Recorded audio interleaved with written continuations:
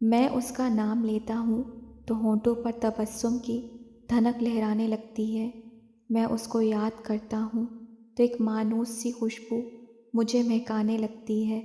وہ میرے دل میں رہتا ہے، گلے امید کی صورت، زمانے کی شب تاریک میں خورشید کی صورت۔ واہ، نظم تو بہت خوبصورت ہے، مگر کس کے لیے گنگنا رہے ہیں آپ؟ فائقہ اور ہمنا ڈانس کر رہی تھیں، جبکہ وہ تالیاں پیٹتے ہوئے اذان احمد شاہ کے پہلو میں آ کھڑی ہوئی۔ آیت انہماک سے پلکیں موندے امجد اسلام امجد کی یہ خوبصورت نظم بہت سرگوشانہ انداز میں گنگنا رہا تھا۔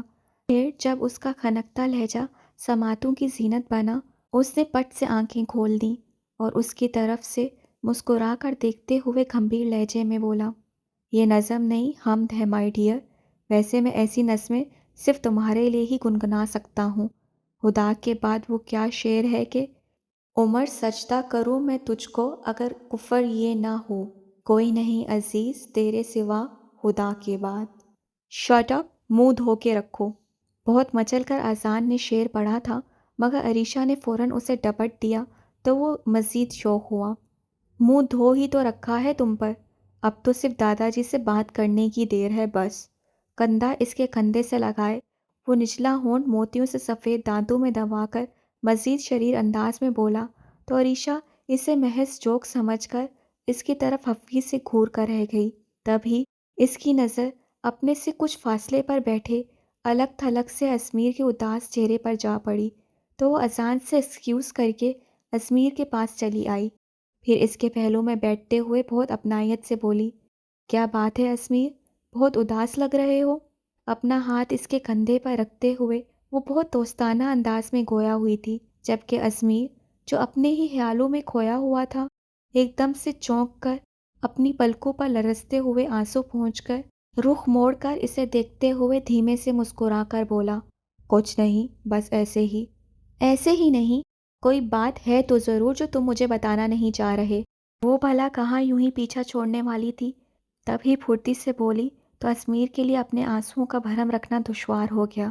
تبھی وہ سرد آہ بھرتے ہوئے قدرے اداس لہجے میں بولا، ایسی بات نہیں ہے عریشہ، میں چاہوں بھی تو تم سے اپنے دل کی بات نہیں چھپا سکتا، مگر اس وقت میرا دل بہت بے چین ہے، پتہ نہیں کیوں۔ اتنے دنوں کے بعد شہزین بہت یاد آ رہی ہے مجھے۔ میرا دل چاہتا ہے کہ کوئی معجزہ ہو اور وہ جادو کا روپ بھر کر میری نظروں کے سامنے آ جائے، تاکہ میں اس سے دل بھر کر دیکھ سکوں، اسے اپنی آنکھوں کے راستے اپنے دل میں اتار سکوں، اس کے لمس کو محسوس کر سکوں۔ قدرے پیار سے لہجے میں کہتے ہوئے وہ واقعی بہت بےتاب لگ رہا تھا، جبکہ عریشہ کے دل میں درد کی ایک زبردست ٹیس اٹھی، جسے اس نے بامشکل ضبط کرتے ہوئے اسمیر کا حوصلہ بندھایا تھا۔ کیا شہزین واقعی بہت خوبصورت تھی اسمیر؟ اسے تسلی دے کر بہت بکھرے ہوئے لہجے میں اس نے سوال کیا تھا، جس کے جواب میں اسمیر جیسے کھو سا گیا۔ ہاں ہاں عریشہ، بہت خوبصورت تھی، وہ ساری دنیا میں سب سے حسین، سب سے پیاری، مگر میں نے کبھی اس سے صرف اس لیے پیار نہیں کیا کہ وہ بے تحاشا خوبصورت تھی، بلکہ مجھے تو اس کا اندر، اس کا دل، اس کی باتیں، اس کی ہنسی، اس کی اچھی عادتیں ہمیشہ اچھی لگی تھیں۔ تم یہ دیکھو عریشہ کہ مجھے اس کے مسترد کرنے کے باوجود بھی اس سے نفرت نہیں ہو سکی۔ میں خود کو اب بھی اس کے بارے میں سوچنے سے باز نہیں رکھ پا رہا۔ من چاہتا ہے کہ ابھی اڑ کر لندن میں چلا جاؤں اور پھر کبھی وہاں سے لوٹ کر نہ آؤں، کیونکہ شہزین سے میری بے پناہ محبت میں اسے حاصل کر لینے کی شرط کہیں بھی نہیں ہے۔ ایکسکیوز می، میں ابھی آئی۔ وہ اپنے ہی آپ میں گم بولے جا رہا تھا اور عریشہ ضبط کی انتہا پر کھڑی یہ درد برداشت کرنے کی کوشش کرتی رہی۔ پھر جب وہ اپنی اس کوشش میں ناکام ہو گئی تو چپ چاپ اس کے پاس سے اٹھ آئی اور اپنے کمرے میں آ کر بلک بلک کر رو پڑی۔ ساون آئے ساون جائے تجھ کو پکاریں گیت ہمارے۔ عدنان روف کا سب سے قریبی دوست شاہد لہک لہک کر یہ گیت گنگنا رہا تھا، جبکہ وہ خاموشی سے دونوں بازو سینے پر لپیٹے بس چپ چاپ اس راستے کی طرف دیکھ رہا تھا جہاں سے وہ ہمیشہ موڑنے کی چال چلتے ہوئے آئی تھی۔ آج پورے 3 دن ہو گئے تھے اسے دیکھے ہوئے، اور ان 3 دنوں میں اس کی حالت بہت عجیب ہو گئی تھی۔ نہ وہ پہلے کی طرح ہنس بول رہا تھا، نہ کپڑوں کی طرح لڑکیاں بدلتے ہوئے ان کے ساتھ موج مستی کر رہا تھا۔ کسی بات میں دل نہیں لگ رہا تھا اس کا، بس من کو ضد سی ہو گئی تھی کہ وہ کسی طرح معمول کی مانند اسے دکھائی دے جائے اور وہ اسے تنگ کرتے ہوئے لطف سمیٹ سکے، مگر وہ دکھائی ہی تو نہیں دے رہی تھی، اور یہ بات اسے مسلسل ڈسٹرب کر رہی تھی کہ وہ کیوں 3 دن سے دفتر نہیں آ رہی۔ اس جیسی مڈل کلاس گھرانے کی لڑکی کے لیے تو ایک دن کی چھٹی کے پیسے بھی کٹتے تو بہت نقصان کی بات تھی، کچا کے 3 دن۔ پھر من میں کہیں خیال آتا کہ شاید وہ بیمار ہو، یا شاید وہ کسی کی شادی میں شرکت کے لیے چلی گئی ہو، مگر یہ شاید کی گردان بھی اسے مطمئن نہیں کر پا رہی تھی۔ تب ہی وہ دل کے ہاتھوں مجبور ہو کر چوتھے دن اس کے دفتر میں چلا آیا۔ آفس کے مالک مسٹر رحمان صاحب سے چونکہ اس کی گہری شناسائی تھی، لہٰذا وہ بلا جھجک پہلے کی مانند ان کے روم میں داخل ہو گیا۔ مسٹر رحمان صاحب نے اتنے دنوں بعد اسے اپنے آفس میں دیکھا تو ایک دم سے کھل اٹھے، اپنی سیٹ سے اٹھ کر بڑے پرتپاک انداز میں اس سے ملے، پھر مسکراتے ہوئے اسے بیٹھنے کی آفر کر کے محبت بھرے انداز میں بولے، تمہیں آج ہماری خبر گیری کے لیے کیسے فرصت مل گئی نواب صاحب؟ بڑے دنوں کے بعد ادھر کی راہ بھولے ہو تم؟ وہ جب بھی اس سے ملتے تھے اسی طرح خلوص سے پیش آتے کہ وہ شرمندہ سا ہو جاتا۔ اس وقت بھی سرد آہ بھرتے ہوئے سر کرسی کی پشت سے ٹکا کر قدرے معذرتی انداز میں بولا، بس یار ٹائم ہی نہیں ملتا، تم تو جانتے ہی ہو پاپا نے تمام ذمہ داری میرے کندھوں پر ڈال دی ہے، پھر ایسے میں یار دوستوں کے لیے وقت نکالنا تم سمجھ سکتے ہو کتنا مشکل ہوتا ہے۔ ہاں ہاں بھائی، تمہاری مصروفیات کا خوب اندازہ ہے مجھے۔ بہرحال آج یہاں کیسے آنا ہوا جناب کا؟ اس کے لیے کافی کا آرڈر دیتے ہوئے قدرے فرینک انداز میں بولے تو عدنان دھیمے سے مسکرا کر رہ گیا، پھر دونوں کونیاں ٹیبل پر ٹکاتے ہوئے قدرے سنجیدگی سے بولا، بات کچھ یوں ہے یار کہ میں بہت جلد ایک نئے پروجیکٹ پر کام کر رہا ہوں، جس کے لیے مجھے ایک ٹیلنٹڈ ورکر کی ضرورت ہے۔ ابھی کچھ دنوں پہلے میں تمہارے دفتر ایک محنتی مگر سادہ سی لڑکی کے کام سے بہت انسپائر ہوا تھا۔ وہ کیا نام تھا اس کا جو اس روز یہاں میری موجودگی میں تمہیں کچھ فائلز دینے آئی تھی؟ ناک کھجاتے ہوئے اس نے انجان بننے کی بھرپور کوشش کی اور 100% کامیاب بھی رہا، کیونکہ رحمان صاحب اس کے سوال پر سوچتے ہوئے چونک کر بولے تھے، وہ مس شاہ، ان کے بارے میں پوچھ رہے ہو تم؟ ہاں ہاں وہی، میں انہیں ہی اپنی فرم میں بہترین پوسٹ پر جاب آفر کرنے آیا ہوں۔ رحمان صاحب کی نشاندہی کرتے ہی وہ زور زور سے سر ہلا کر بے قرار لہجے میں بولا تو مسکرا کر رہ گئے، بھائی حیران ہوں میں اس لڑکی کے نصیب پر۔ اس کی توقع کے قطع خلاف وہ بولے تھے، کیوں؟ کیا ہوا؟ رحمان صاحب کی بات پوری ہونے کا انتظار کیے بغیر وہ ان کی بات کاٹتے ہوئے بے چینی سے بولا، بھائی دیکھو نا، جب تک وہ یہاں میرے آفس میں کام کرتی رہیں پورا آفس ان کا گرویدہ رہا، خود میں نے ان کی قابلیت اور ذہانت کی وجہ سے بزنس میں خاصی ترقی کی، اور اب جب کہ میں انہیں یہاں کا انچارج بنانے کا سوچ رہا تھا تو مسٹر ارج احمد صاحب نے اپنی نیو فرم کے لیے انہیں بزنس پارٹنرز کی آفر پیش کر دی۔ آپ تو مسٹر ارج احمد کو جانتے ہی ہیں، اس شہر میں سب سے بڑے بزنس مین ہیں وہ، اور بزنس میں ان کی پارٹنر بننا ذرا سوچو مس شاہ کے لیے کتنے فائدے مند ہوگا، اور اب جب کہ وہ یہ ملازمت چھوڑ کر اپنا بزنس سٹارٹ کر چکی ہیں تو تم ان کے لیے شاندار آفر لے کر آئے ہو، اب تم ہی بتاؤ میں ان کی نصیب پر رش نہ کروں تو کیا کروں؟ رحمان صاحب سادہ لہجے میں بہت تفصیل سے بولے تھے، جبکہ وہ اپنی سیٹ پر ایک دم سے گمسم سا ہو گیا۔ اس کے 3 دن سے نہ آنے کی وجہ یہ ہوگی، اس کے تو وہم و گمان میں بھی نہ تھا۔ تب ہی خالی خالی ذہن کے ساتھ اس سے رحمان صاحب سے مامشکل اجازت چاہی اور قدم دہلیز کی طرف بڑھا دیے، پھر جاتے جاتے من میں نہ جانے کیا خیال آیا کہ رک کر پلٹتے ہوئے رحمان صاحب کو دیکھا اور بہت دھیمے لہجے میں پوچھا، رحمان، تم نے اسے کبھی میرے بیک گراؤنڈ کے بارے میں تو نہیں بتایا نا؟ ہاں، اس بارے میں میری ایک مرتبہ اس سے بات ہوئی تھی، مگر تم کیوں پوچھ رہے ہو؟ اس کے غیر متوقع سوال پر وہ قدرے الجھتے ہوئے اس کی سمت دیکھ کر سادگی سے بولے تھے، جبکہ عدنان کرسی کی پشت پر ہاتھ جماتے ہوئے قدرے بے چین سے انداز میں بولا، کیا کیا بات ہوئی تھی؟ پلیز مجھے بتاؤ۔ ان کے سوال کو یکسر نظر انداز کرتے ہوئے وہ تیزی سے بولا تو رحمان صاحب کو کچھ نہ سمجھنے والے انداز میں اس کی طرف دیکھتے ہوئے بولے، جس دن تم یہاں آفس میں میرے پاس آئے تھے، اس کے دوسرے یا شاید تیسرے ہی دن مس شاہ نے مجھ سے تمہارے بارے میں پوچھا تھا۔ کیا کیا پوچھا تھا؟ وہ پھر سے بے صبری سے گویا ہوا۔ کچھ نہیں، بس یہی کہ سر، کل جو صاحب آپ کے روم میں بیٹھے تھے وہ کون تھے؟ تب میں نے انہیں تفصیل سے تمہارے اور تمہاری فیملی کے بارے میں بتا دیا، اور معذرت کہ میں نے اس کی پاکیزگی کے پیش نظر انہیں یہ ایڈوائس بھی کر دی کہ آئندہ تمہاری موجودگی میں میرے روم میں نہ آئیں، کیونکہ میں نہیں چاہتا کہ تمہاری نظر اس مقدس لڑکی پر پڑے اور تم اسے پریشان کرو۔ وہ اس کے کرتوتوں سے خوب اچھی طرح واقف تھے اور یہ بات خود عدنان بھی جانتا تھا، تبھی تفصیل سے ان کی بات سننے کے بعد وہ سر جھکا کر چپ چاپ ان کا شکریہ ادا کرتے ہوئے ان کے آفس سے باہر نکل آیا۔ ہاں تو مس شاہ صاحبہ، تم یوں ہی مجھ سے نہیں کہہ رہی تھیں کہ میں آپ کے بارے میں سب کچھ جانتی ہوں؟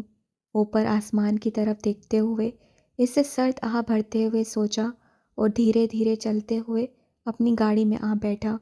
تم خود کو پاکیزہ اور دوسری تمام لڑکیوں سے منفرد سمجھتی ہو نا مس شاہ صاحبہ؟ بہت غرور ہے نا تمہیں اپنی ذہانت اور قابلیت پر؟ بہت اعلیٰ سمجھتی ہو نا تم خود کو؟ اب میں تمہیں بتاؤں گا کہ تمہارا اصل مقام کیا ہے۔ گاڑی سٹارٹ کرتے ہوئے اس نے بہت دل جلے انداز میں سوچا اور اپنے آفس کی طرف روانہ ہو گیا۔ تم مجھ سے چھوٹ کر رہے سب کی نگاہوں میں تم سے چھوٹ کر کسی قابل نہیں رہا۔ دل کو نہ چھیڑ اے غم رفاقت کہ اب یہ دل تیری بھی التفات کے قابل نہیں رہا۔ شزا کی سالگرہ کی تقریب پورے اہتمام کے ساتھ جاری تھی۔ جب وہ خوبصورت بوکے کے ساتھ حسن ولاج میں داخل ہوا، ہر طرف دلکش سی گہما گہمی اپنے عروج پر تھی۔ سجے سنورے لوگ اپنے اپنے گروپ بنائے خوشخبریوں میں مصروف تھے اور وہ بوکے ہاتھ میں لیے ایک طرف کھڑے ہو کر چپ چاپ شزا کی تلاش میں نگاہیں دوڑانے لگا کہ وہ اسے کچھ ہی فاصلے پر اپنی دوستوں کے ساتھ گپ شپ کرتی نظر آ گئی، اور اس سے پہلے کہ ارج احمد قدم اٹھا کر اس کی طرف بڑھتا، شزا نے خود ہی اسے دیکھ لیا۔ پھر اگلے ہی پل اپنی دوستوں سے ایکسکیوز کر کے وہ دلکشی سے مسکراتی ہوئی اس کے قریب چلی آئی۔ تھینک یو سو مچ، مجھے پورا یقین تھا کہ آپ ضرور آئیں گے۔ اس کے ہاتھ سے بوکے تھامتے ہوئے وہ بے حد خوشی کے ساتھ بولی تو ارج بھی رسماً مسکرا دیا، پھر اپنے خلوص بھرے لہجے میں بولا، آپ نے اتنے پیار سے مجھے انوائٹ کیا تھا، لہٰذا اگر میں نہ آتا تو ہو سکتا ہے آپ کو ناگوار گزرتا، بس اسی لیے چلا آیا۔ بہت اچھا کیا، مجھے واقعی بہت افسوس ہوتا کہ آپ نے میرے کہے کا مان نہیں رکھا۔ بھرپور خوشی اس کے سرشار لہجے سے بخوبی عیاں تھی۔ ارج احمد فقط دھیمے سے مسکرا کر رہ گیا۔ اسی اثناء میں اس کی نظر اپنے بیسٹ فرینڈ علی حسن پر پڑی تو وہ شزا سے ایکسکیوز کر کے اس کی طرف بڑھ گیا، جس کی یہاں شرکت اس کے لیے واقعی بہت حیرت کا باعث تھی، کیونکہ علی پشاور کا رہنے والا تھا اور یہاں اس کا چکر سالوں بعد ہی لگتا تھا۔ ایکسکیوز می، مجھے مسٹر ارج احمد کہتے ہیں، اور آپ؟ چند قدم اٹھا کر وہ بالکل اس کے قریب پہنچ گیا، پھر اس کے چوڑے شانے پر ہاتھ دھرتے ہوئے اسے اپنی طرف متوجہ کر کے متبسم لہجے میں بولا تو علی چونک کر مسرت امیز حیرانگی سے اسے دیکھتے ہوئے بولا، مجھے علی حسن کہتے ہیں، پشاور کا رہنے والا ہوں، اور آپ؟ بالکل اسی کا انداز اپنا کر وہ ہنستے ہوئے بولا تو ارج نے ایک دھپ اسے رسید کر دی، پھر دونوں ہی کھلکھلا کر ہنس پڑے۔ تو یہاں کیسے؟ تیرے پاس تو یاروں کے لیے ٹائم نہیں، پھر ایسی تقریبات کے لیے؟ کچھ یقین نہیں آ رہا۔ ارج مسکراتی نگاہوں سے اسے دیکھتے ہوئے قدرے شکوہ امیز انداز میں بولا تو علی محبت سے اس کے طرف دیکھتے ہوئے سر کھجا کر رہ گیا، پھر وضاحتی انداز میں بولا، سوری یار، تم میری مصروفیات سمجھتے ہو، یہاں بھی صرف نمی اور شزا کے حد درجہ ضد کے باعث آنا پڑا۔ تقریب سے فارغ ہو کر میں تمہاری طرف جانے کا پکا ارادہ کیے بیٹھا تھا کہ تم یہیں مل گئے اور اس محفل کا لطف دوبالا ہو گیا۔ اس کے مضبوط کندھے پر ہاتھ رکھے ہوئے وہ بھرپور اپنی صفائی میں بولا تو ارج اس کی ہوشیاری پر کھلکھلا کر ہنس پڑا اور سناؤ، بھابھی اور بچے کیسے ہیں؟ اس کی معذرت قبول کرتے ہوئے بشاش لہجے میں بولا تو علی نے سرد آہ بھر کر کن اکھیوں سے اسے دیکھا، پھر اپنے محسوس کھلنڈرے انداز میں بولا، وہ سب تو ایک دم فرسٹ کلاس ہیں، تم اپنی سناؤ، کسی کی زلف کے اسیر ہوئے کہ نہیں؟ علی کے بورڈ لہجے نے ایک پل کے لیے تو اسے کنفیوز کر دیا، تاہم اگلے ہی پل وہ دل کی دھڑکن پر قابو پا کر دوستانہ انداز میں بولا، فی الحال تو ایسی کوئی بات نہیں، جب ہوگی تو سب سے پہلے تمہیں ہی بتاؤں گا۔ شور ذرا سی گردن جھکاتے ہوئے وہ باغور اس کی آنکھوں میں دیکھ کر قدرے بے یقین لہجے میں بولا تو ارج نے ہنستے ہوئے چپ چاپ اس بات میں سر ہلا دیا۔ وہ دونوں اسی طرح اپنی گپ شپ میں مشغول تھے جب تمکین خوب نفاست سے تیار ہو کر اپنے کمرے سے نیچے ہال میں آئی، جہاں تقریباً تمام گیسٹ آ چکے تھے۔ شیزا کی نظر جو ہی اس پر پڑی وہ لپک کر اس کی طرف بڑھی۔ واہ، آج تو لگتا ہے اشر بھائی کی ہیر نہیں۔ ستائش سے بھرپور نگاہیں اس کے دلکش سے سراپے پر جماتے ہوئے وہ بھرپور خلوص سے بولی تو جواب میں تمکین نے قدرے تفاکر سے گردن اکڑا کر اپنے ریشمی بالوں پر ہاتھ پھیرا۔ اس کا یہ من چلا انداز دیکھ کر شیزا اپنے بے ہاستہ کہکے پر قابو نہ پا سکی، پھر اسی طرح ہنستے ہوئے بولی، ویسے وہ ہیں کہاں؟ نظر نہیں آ رہے اتنی دیر سے؟ اپنے کمرے میں تیار ہو رہے ہیں، آخر مقابلہ ہونا ہے ہم دونوں میں کہ کون زیادہ خوبصورت لگتا ہے۔ اس کے شگفتہ سوال پر وہ حاسد تیز لہجے میں بولی، پھر کچھ یاد آنے پر سنجیدگی سے بولی، عروشہ آپی اور علی بھائی پہنچ گئے کیا؟ ہاں، وہ تو کب کے پہنچ گئے ہیں، بلکہ کوئی 50 بار تمہارا پوچھ بھی چکے ہیں، مگر تمہیں اپنے آپ کو سنوارنے سے فرصت ملے تو پتہ کرو۔ سالگرہ میری ہے اور بننے سنورنے سے فرصت تم لوگوں کو نہیں مل رہی۔ قدرے خفا سے انداز میں سر جھٹکتے ہوئے وہ خفگی سے بولی، پھر کچھ یاد آنے پر آہستگی سے رازدارانہ لہجے میں پوچھا، سنو، وہ اشر بھائی کی تم سے صلح ہو گئی کیا؟ ہاں، صلح ہوئی ہے تو محترم پنڈی سے واپس آئے ہیں۔ بہرحال تم یہ بتاؤ کہ علی بھائی اور عروشہ آپی اس وقت کہاں ہیں؟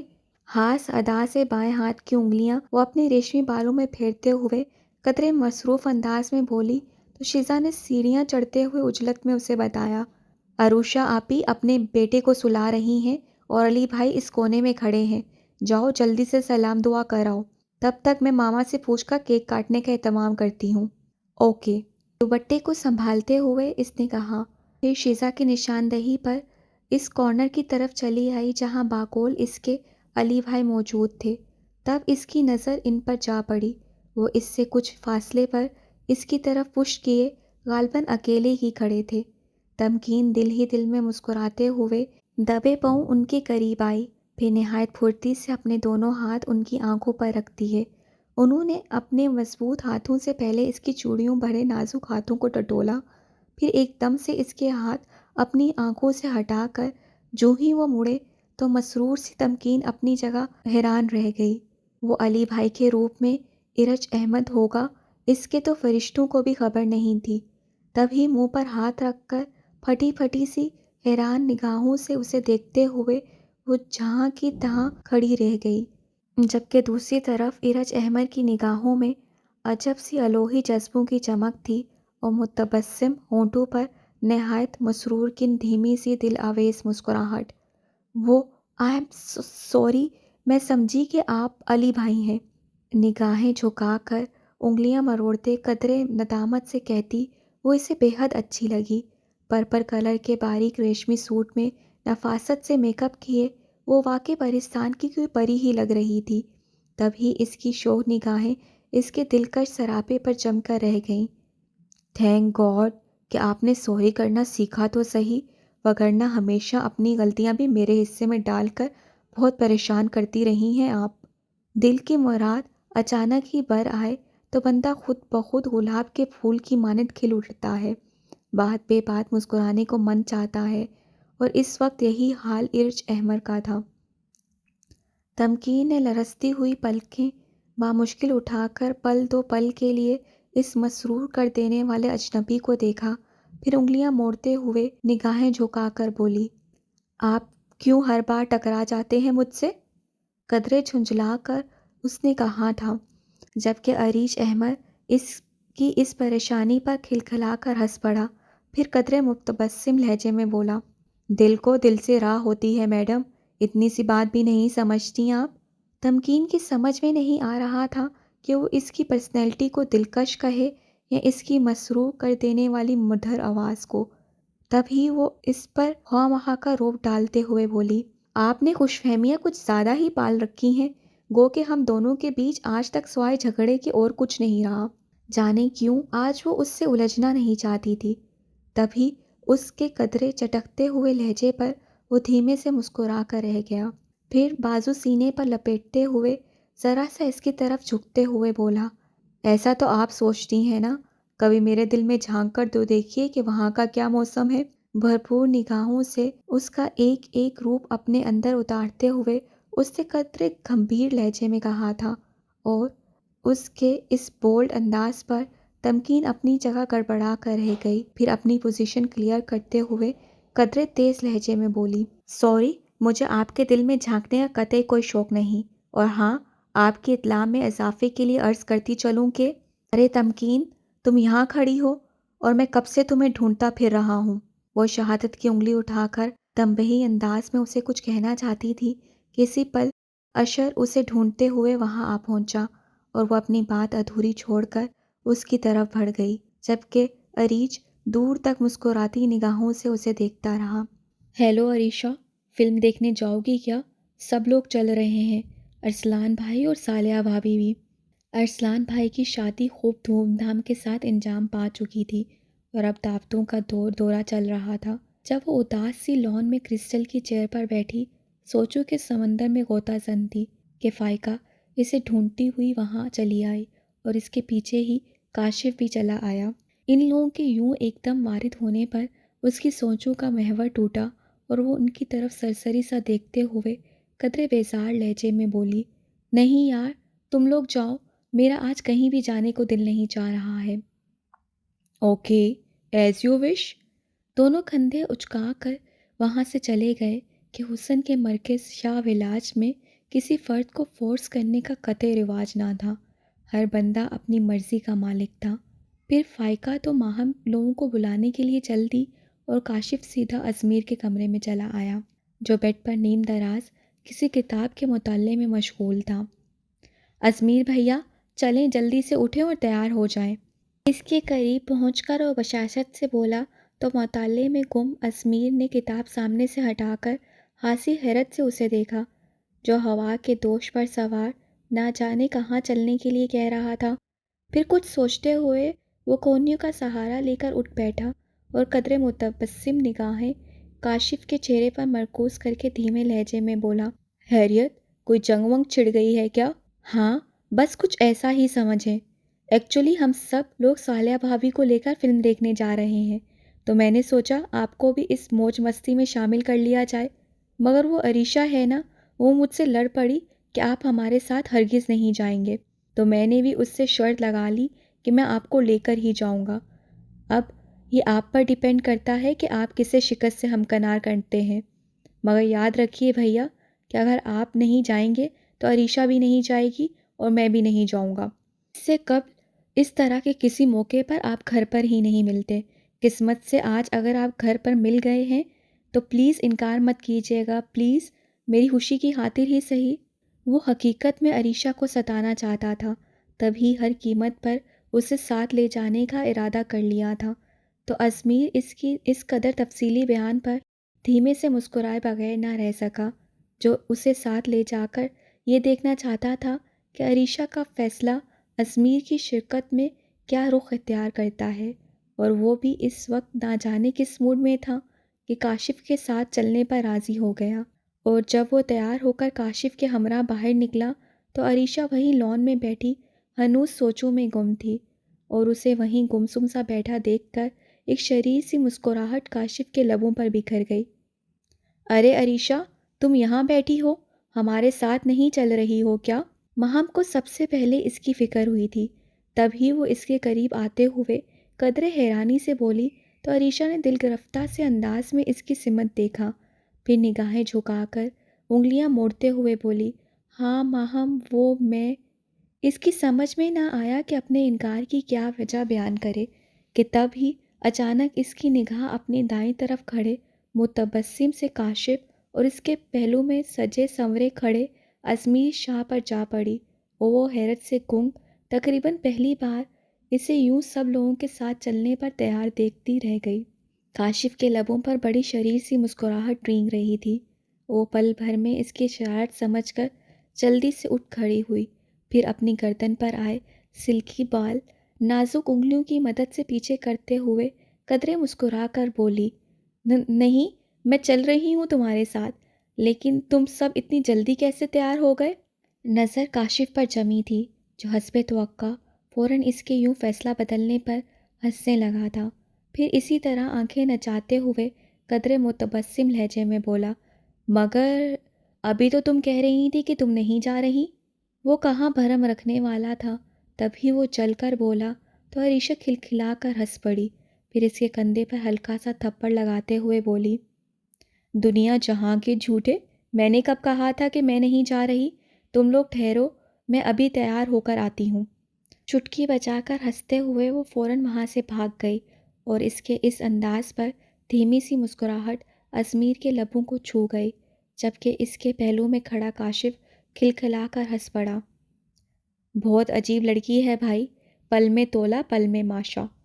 اسی طرح ہنستے ہوئے ہی اس نے اپنے کمنٹس جاری کیے تھے، جبکہ اس کے فکرے کے جواب میں ماہم سر جھٹکتے ہوئے قدرے اٹھلا کر بولی، ہاں بھائی، اب کیسے نہ جاتی؟ ضرور اذان بھیا نے فون کر کے اپنی شمولیت کی نوید سنا دی ہوگی، تبھی تو ارادہ بدل گیا محترمہ کا۔ اس کے وہاں سے بھاگتے ہی ماہم نے قدرے بلند آواز میں کہا تھا، اور جواب میں وہاں موجود سبھی لوگ باشمول صالحہ بھابھی کے کھلکھلا کر ہنس پڑے، جبکہ ازمیر نے کسی قدر چونک کر ماہم کو دیکھا تھا، جس نے مفہم لفظوں میں بڑا واضح اشارہ دے دیا تھا۔ اوہ، تو یہ بات ہے، تبھی یہ ماہم بیگم عریشہ کو میرے ساتھ دیکھ کر جل جاتی ہے۔ لمحہ بھر کے لیے اس نے سوچا تھا، پھر سر جھٹک کر دھیرے سے مسکرا دیا۔ عریشہ اگلے 5-7 منٹ میں سادگی سے تیار ہو کر وہاں پہنچی تو ازمیر وہاں سے جا چکا تھا۔ ایک پل کے لیے قدرے الجھ کر اس نے کاشف کی سمت دیکھا، تو وہ اس کے متغیر رنگت دیکھ کر اطمینان سے مسکرا دیا، پھر انگوٹھے کی مدد سے باہر کی طرف اشارہ کیا کہ ازمیر باہر اپنی گاڑی میں ہے، لہٰذا وہ بے فکر رہے۔ تب سکون کی سانس بھرتے ہوئے وہ بنا کسی کا انتظار کیے باہر کی طرف لپکی اور دوڑ کر ازمیر کی گاڑی کا دروازہ کھول کر اس کے برابر میں جا بیٹھی، اور اس کی اس حرکت پر ازمیر نے سرسری طور پر مسکرا کر اسے دیکھا، پھر نہایت محتاط ہو کر اپنی سمت کا دروازہ کھولتے ہوئے اس نے جوں ہی گاڑی سے باہر نکلنے کا قصد کیا، عریشہ نے ایک بھی لمحے کی تاخیر کیے بغیر جلدی سے اس کا ہاتھ تھام لیا۔ پلیز ازمیر، میں صرف تمہاری وجہ سے فلم دیکھنے کے لیے چل رہی ہوں، اگر تم یہاں سے اٹھے تو میں ابھی اور اسی وقت گھر واپس چلی جاؤں گی، تنبیہی انداز میں اس نے کہا تھا۔ تبھی ازمیر ایک سرسری نظر اس پر ڈال کر خاموش رہ گیا۔ ارے ادھر تو دیکھو، محترمہ ہیروئن صاحبہ تو آلریڈی یہاں چپکی بیٹھی ہیں، اب ہم کہاں بیٹھیں بھائی؟ ماہم سب سے پہلے ازمیر کی گاڑی کی طرف آئی تھی، مگر وہاں عریشہ کو ازمیر کے برابر میں بیٹھا دیکھا تو اپنا خدشہ درست ہونے پر خاصے تیکھے انداز میں بولی۔ جواب میں کاشف نے مسکرا کر عریشہ کی سمت ایک نگاہ کی، پھر ماہم کو دیکھتے ہوئے قدرے متبسم لہجے میں بولا، تو تم کیوں جل رہی ہو؟ جاؤ، جا کر ارسلان بھیا کی گاڑی میں بیٹھ جاؤ، یا پھر کہو تو میں اپنی گاڑی میں لے جاتا ہوں، کیا خیال ہے؟ کاشف کے شگفتہ انداز پر ماہم نے جھل کر اسے دیکھا، پھر پاؤں پٹکتی ہوئی وہاں سے ارسلان کی گاڑی کی طرف بڑھ گئی تو عریشہ اور کاشف اس کے انداز پر دل کھول کر ہنسے۔ چلیے جناب، اب آپ لوگ جلدی سے یہاں سے نکل جائیے، وگرنہ چڑیلوں کی فوج گھیر لے گی آپ کو آ کر، گاڑی کی کھڑکی میں بازو ٹکا کر قدرے تنبیہی انداز میں کہتے ہوئے کاشف نے ازمیر اور عریشہ کو دیکھا، پھر عریشہ کے اس بات میں سر ہلانے پر مسکراتا ہوا اپنا چشمہ سیٹ کر کے اپنی گاڑی کی طرف بڑھ گیا۔ تب عریشہ کے اصرار پر میر نے دھیرے سے گاڑی آگے بڑھا دی۔ پتہ ہے عریشہ، شہزین کو بھی فلموں سے بہت انٹرسٹ ہے، یونیورسٹی میں گھنٹوں وہ میرے ساتھ اپنے پسند کے مختلف ہیروز پر بات کرتی رہتی تھی، کتنا اچھا لگتا تھا اسے اپنی فیورٹ موویز ڈسکس کرنا۔ آہستگی سے گاڑی ڈرائیو کرتے ہوئے کافی دیر کی خاموشی کے بعد اسمیر پھر سے ماضی کی یادوں کو کریدنے لگا تو عریشہ جو گاڑی سے باہر کے نظاروں میں مگن تھی، چونک کر دل گرفتگی کے انداز میں اسے چپ چاپ دیکھنے لگی، پھر آہستگی سے گویا ہوئی۔ اور کیا کیا پسند تھا شہزین کو؟ دل تو جلا، مگر اس نے اسمیر کو احساس نہیں ہونے دیا، جو اس کے سوال پر بڑے مبہم سے انداز میں مسکراتے ہوئے گویا ماضی کی ہواؤں میں اڑ رہا تھا، تبھی خوشگوار لہجے میں بولا، وہ زندگی سے پیار کرنے والی لڑکی تھی عریشہ، لہٰذا زندگی کی ہر چیز اچھی لگتی تھی اسے، پھول، پودے، کتابیں، کھیل، فلمیں، سب کچھ۔ بات بے بات اس کے لب کھلکھلا اٹھتے تھے، ہر وقت ہنستی مسکراتی رہتی، مگر جب غصے میں آتی تو زمین آسمان ایک کر کے رکھ دیتی تھی۔ جانتی ہو، ایک دن میں یوں ہی اس سے الجھ بیٹھا، بحث کرتے کرتے تکرار تک بات جا پہنچی اور وہ مجھ سے الجھ پڑی۔ اب وہ غصے سے بے حال اپنی بات پر اڑے ہوئے مجھے دیکھ رہی تھی اور میں ہر بات سے بے خبر چپ چاپ اس کے سرخ سرخ گلاب سے چہرے کو دیکھے جا رہا تھا۔ اور اسمیر، پتہ نہیں کیوں میرا سر چکرا رہا ہے، اسمیر اپنی ہی دھن میں بولے جا رہا تھا، جبکہ وہ مزید برداشت نہ کر سکی تو درمیان میں ہی اس کی بات کاٹ کر سر درد کا بہانہ کر دیا۔ جواب میں اسمیر نے گاڑی روکتے ہوئے پریشان ہو کر اسے دیکھا۔ کیا ہوا؟ گھر میں تو تم بالکل ٹھیک ٹھاک تھی۔ ہاں، بس ابھی ابھی سر میں درد ہونے لگا ہے، یوں ہی سر دباتے ہوئے وہ نظریں چرا کر بولی۔ اوکے، چلو کسی ڈاکٹر کے پاس چلتے ہیں، یا پھر گھر؟ پریشانی سے اس کے طرف دیکھتے ہوئے بولا۔ نہیں نہیں، یوں ہی ذرا سا درد ہے، ابھی ٹھیک ہو جائے گا، تم گاڑی ڈرائیو کرو پلیز۔ اس کا دھیان ہٹا کر وہ کمال ہوشیاری سے بولی تو اسمیر نے اس کی طرف سے مطمئن ہو کر چپ چاپ گاڑی آگے بڑھا دی۔